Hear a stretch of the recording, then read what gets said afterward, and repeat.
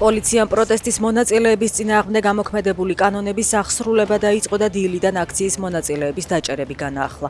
სოციალურ ქსელში გავრცელებული ინფორმაციებით დაკავებულია 4 ადამიანი.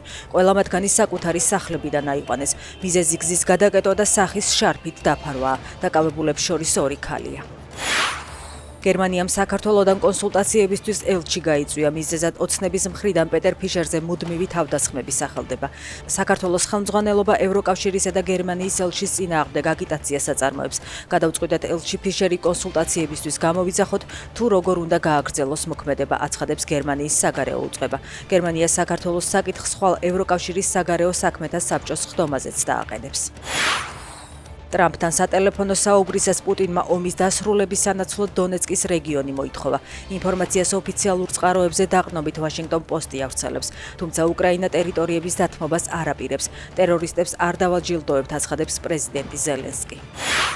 ამერიკის შეერთებულმა შტატებმა ვენესუელაში ნარკოტიკული საშუალებების გადამტანი წყალქვეშა ნავი გაანადგურა. დაღუპულია 2 ადამიანი. პრეზიდენტ ტრამპის განცხადებით გემს ნარკოტიკის შეერთებულ შტატებში მიჰქონდა.